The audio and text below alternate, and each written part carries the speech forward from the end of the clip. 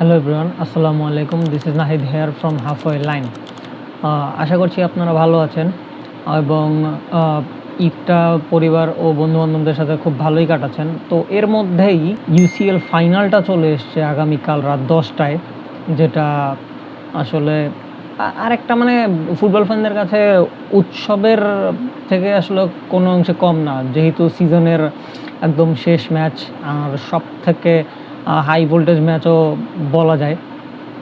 তো সেক্ষেত্রে আসলে হাইপটাও অনেক বেশি, যদিও ওয়ার্ল্ড কাপের সময় চলে আসছে, ওয়ার্ল্ড কাপ নিয়ে খুব কথাবার্তা হচ্ছে, তবুও মানুষ আসলে ইউসিএল নিয়ে কথাবার্তা বলতেছে। তো সেই দিক থেকে আসলে ভাবলাম যে আসলে টিম দুইটা নিয়ে, যারা ফাইনাল খেলবে তাদের নিয়ে কিছু কথা বলি। দুইটাই খুব স্ট্রং টিম।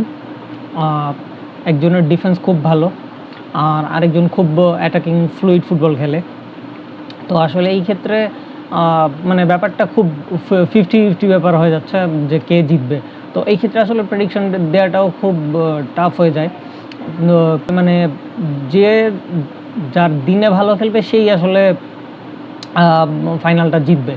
আচ্ছা, একটু টিম দুটা নিয়ে কথা বলি যে আসলে তারা কিভাবে খেলবে বা কোন ফরমেশনে খেলবে। যেহেতু দুইজন ম্যানেজারই খুব হাই প্রোফাইল ম্যানেজার, আর এনরিকে তো গত সিজনে ইউসিএল জিতলো, ট্রেবল জিতলো, ইভেন বার্সেলোনাতেও সে একবার ট্রেবল জিতেছে। আবার এই সিজনে সে আবারও ইউসিএল ফাইনাল খেলতেছে ব্যাক টু ব্যাক। তো আসলে সে খুব মানে এলিট ম্যানেজারদের মধ্যে একজন বলা চলে। তো তাকে নিয়ে আসলে আলাপটা যদি করতে যাই, সে নর্মালি টিম 4-3-3 ফরমেশনে খেলায়। তো সেই হিসেবে গোলকিপার হিসেবে সাফোনভ স্টার্ট করতে পারে পিএসজির হয়ে। তো এরপরে ডিফেন্সে রাইট ব্যাক হিসেবে আশরাফ হাকিমি স্টার্ট করবে, তার সাথে উইলিয়াম পাচো, মার্কিনস সিবি ডুও হিসেবে খেলবে। আর লেফট ব্যাক হিসেবে আমার মতে নুনো মেন্ডেজের মানে থেকে তো আর চিন্তাভাবনাটা অন্য কোনো দিকে লুইস এনরিকের আসলে যাওয়ার সুযোগই নাই। আর মিডফিল্ডে নাম্বার 6 হিসেবে ভিতিনিয়া হচ্ছে একদম অটো চয়েস, তার মেইন ম্যান আর কি লুইস এনরিকের। তার সাথে জোয়াও নেভেস আছে ওয়ার্কহর্স হিসেবে, আর ফাবিয়ান রুইজ আছে মোটামুটি বক্স টু বক্স মিডফিল্ডার হিসেবে খেলার জন্য। আর ফ্রন্ট লাইনটা হচ্ছে পিএসজির সব থেকে আকর্ষণীয়, যে খাভারেজ খেলিয়ে লেফট উইংয়ে, রাইট উইংয়ে হয়তো বা ডুয়ে খেলবে, আর স্ট্রাইকার হিসেবে উসমান ডেম্বেলে। মানে সে যে আসলে ব্যালন ডিওর জিতছে, বা এই যে হাইপটা গত সিজন থেকে এই সিজনেও তার ফর্ম কন্টিনিউ আছে, তো এই যে অ্যাটাক লাইনটা এইটা খুব ভালো মতো লুইস এনরিকে আসলে ইউটিলাইজ করতে চাবে। তো এই মোটামুটি তাদের স্টার্টিং লাইন আপ হওয়ার চান্স বেশি। এছাড়া খুব একটা মনে হয় না চেঞ্জ সে করবে। সে আসলে ফাইনালে তো আর পরীক্ষা নিরীক্ষা সে করতে যাবে না, তো সেই ক্ষেত্রে আসলে এই টিমটা নিয়েই সে মানে স্টার্ট করতে পারে আর কি ফাইনালে। এবার আর্টেটার আর্সেনাল নিয়ে একটু বলি। আর্টেটা আসলে খুব ডিফেন্সিভ সলিডিটি চায় তার টিমের মধ্যে, যদিও তার অ্যাটাক আর মিডফিল্ডটাও খুব ভালো, কিন্তু ডিফেন্সটা আসলে গত 2-3 সিজন ধরে খুব বেশি ভালো পারফর্ম করতেছে। ওভার পারফর্ম তো ডেফিনেটলি না, কিন্তু মানে একদম কম্প্যাক্ট একটা ডিফেন্স আর্টেটা ক্রিয়েট করে ফেলতে পারছে। এটা হচ্ছে তার মানে তার টিমের একটা হিউজ প্লাস পয়েন্ট এই ফাইনালের জন্য আর কি। তো আর্টেটাও নর্মালি টিম 4-3-3 ফরমেশনেই খেলায়।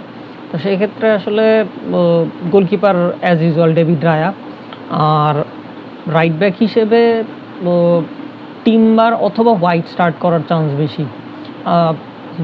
কারণ টিম্বার কিছুটা ইনজুরি ছিল, আসা যাওয়ার মধ্যে ছিল, হয়তো দেখা যাক যে কী হয়, কারণ এটা আসলে 50-50 চান্স।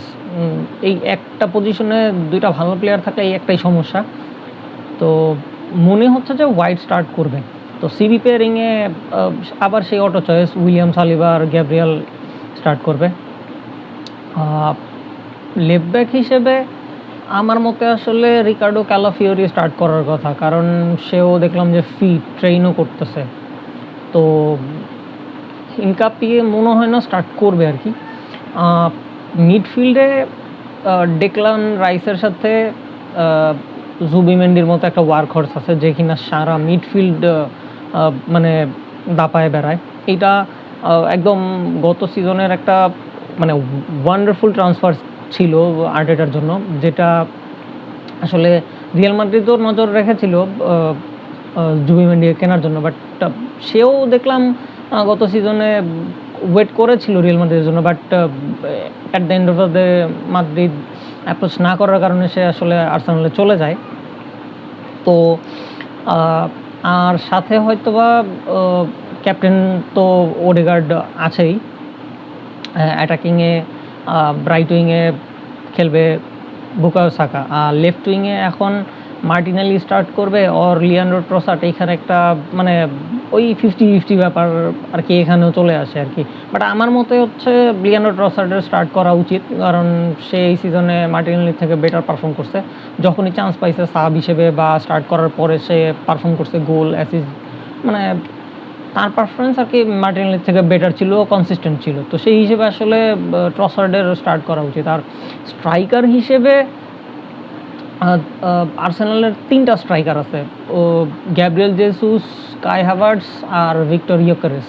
তো ইয়োকেরেসের latter part of the season stat খুব ভালো, সে ওই স্ট্যাটের জোরেই হয়তো বা স্টার্ট করতে পারে, ফর্মটা ভালো আছে। তো সেই ক্ষেত্রে মনে হয় না কাই হাভার্টস আর গ্যাব্রিয়েল জেসুস স্টার্ট করবে, ইয়োকেরেস স্টার্ট করা উচিত আমার মতে। তো এই হচ্ছে আর্সেনালের স্টার্টিং লাইন আপ বা ফরমেশন বা কীভাবে খেলবে। আসলে এরকম একটা হাই ভোল্টেজ ম্যাচে প্রেডিকশন দিতে ইচ্ছা করে, তো ব্যাপারটা হচ্ছে যে প্রেডিক্ট করার আসলে খুব টাফ, যেহেতু দুইটা মানে টপ টিম কম্পিট করবে। তো তবুও মানে যদি বলা হয় যে আসলে কে জিতবে বা কার চান্স বেশি ইউসিএল ফাইনালটা জেতার জন্য এবারও, সেই ক্ষেত্রে আমার মতে মনে হচ্ছে যে পিএসজির অ্যাটাকিং মানে ফোর্সটা আসলে আর্সেনালের থেকে বেটার। তো সেই ক্ষেত্রে আসলে যদি পিএসজি নিজেদের ফুটবলটা খেলতে পারে কালকে, তাহলে হয়তো বা তাদের জেতার চান্সটা বেশি থাকবে। তো সেই ক্ষেত্রে আসলে স্কোর মনে হচ্ছে না অত বেশি হবে, লাইক লাস্ট সিজনের ফাইনালটার মতো যে ইন্টার 5টা গোল হজম করে। এইবার আর্সেনালের ডিফেন্সটা যেহেতু বেশ ভালো, তো সেই ক্ষেত্রে আসলে আমি 2-1 টু পিএসজি দেখতেছি আমার মতে। এর মানে অঘটন না ঘটলে আর কি খুব একটা আসলে কারোই এরকম মানে হাই স্কোরিং ম্যাচ হওয়ার খুব একটা চান্স আমার মনে হয় না আছে এখানে। একদম ভেরি ফার্স্ট ভিডিও হিসেবে আসলে ভিডিওটা আর বড় করতে চাচ্ছি না। তো ভিডিওটা যদি ভালো লেগে থাকে তাহলে লাইক করবেন, কমেন্ট করবেন, চ্যানেলটা সাবস্ক্রাইব করবেন, আর ভিডিওটা বেশি বেশি আপনার ফ্রেন্ডদের সাথে শেয়ার করবেন। Thank you.